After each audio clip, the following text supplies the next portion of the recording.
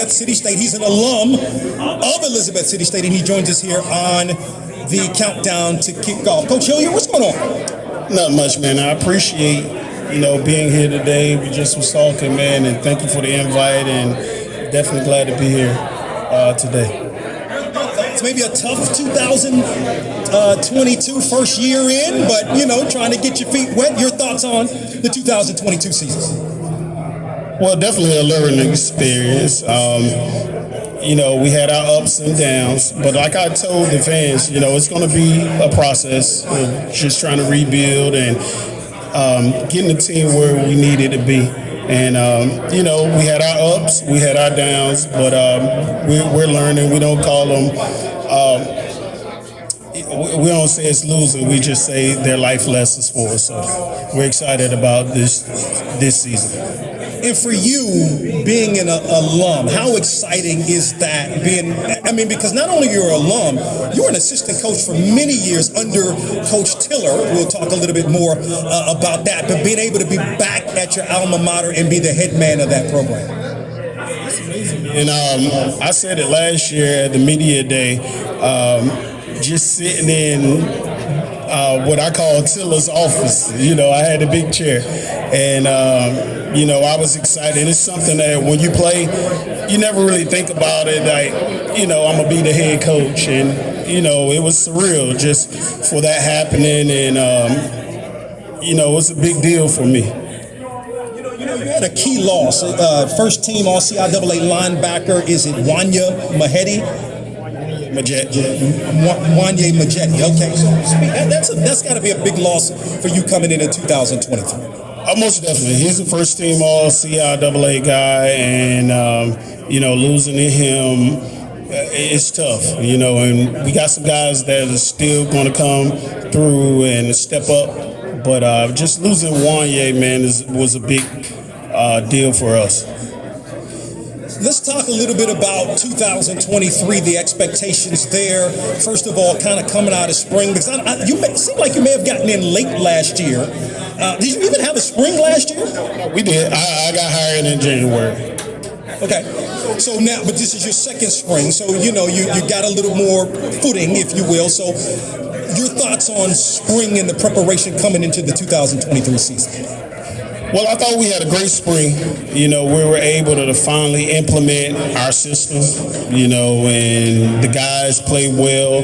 And now they're understanding what we want within the program. And we got some good guys coming in 2023.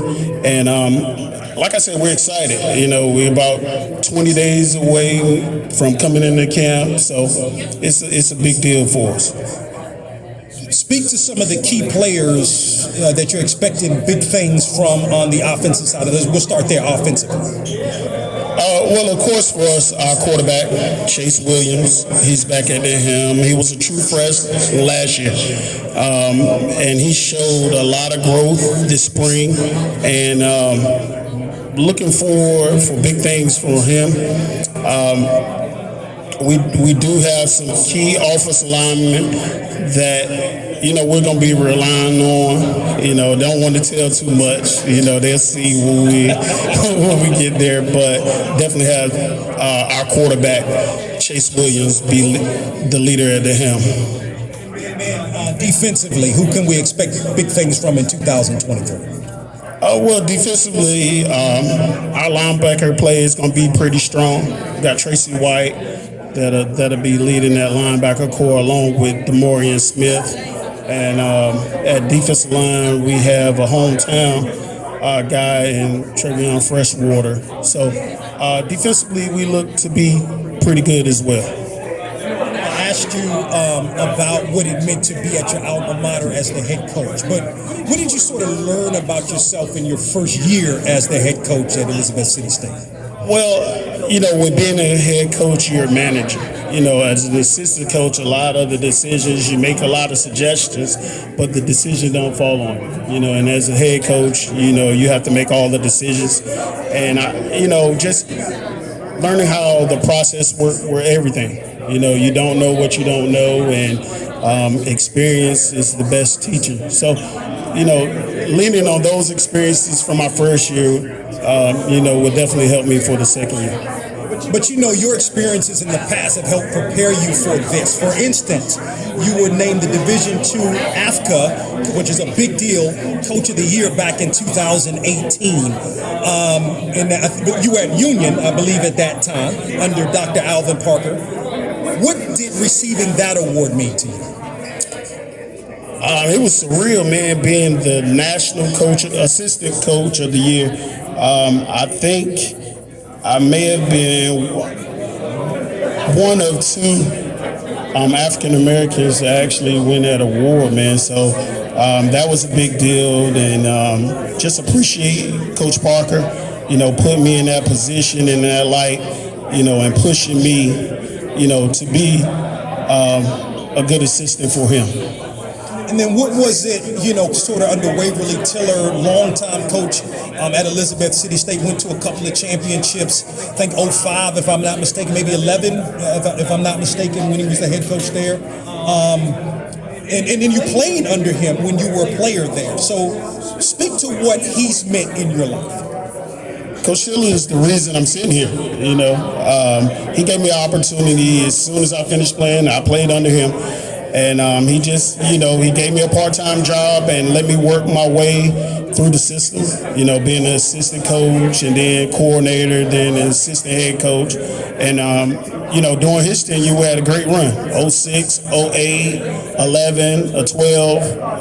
We were fortunate enough to be in the CIAA championships. So, Tiller played a major role to why I'm here today. That Down East Classic, as you know, is really, really big there in Rocky Mount. I believe it's your second game of the season, if I'm not mistaken. Speak to how big that game is and what it means to that Rocky Mount community. Well, we have a lot of alumni in that region, and shout out to the alums and my coaches that are here today.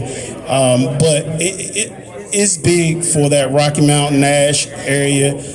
Just to see us and the alums come, we call it like a mini homecoming. And, they're able to watch some good football and, celebrate and be around each other like Vikings do. Last thought, how tough, you've been around the CIAA long time. I mean, I don't mean it like that, but you've been around the CIAA. So how tough is the CIAA? And I really think to that northern division, man, it's really tough each and every year, but how tough CIAA football is. Well, CIAA football is tough, but the northern division is a gauntlet. You lose one game and you pretty much are done. You're out of the championship picture. But, CIAA football is competitive. We had two teams make the national playoffs, and, of course, Virginia Union being ranked. So we're up there with the top level competition in D2 football. Give it up for Marcus Hilliard, head football coach, Elizabeth City State, joining us here on the Countdown to Kickoff. We got a great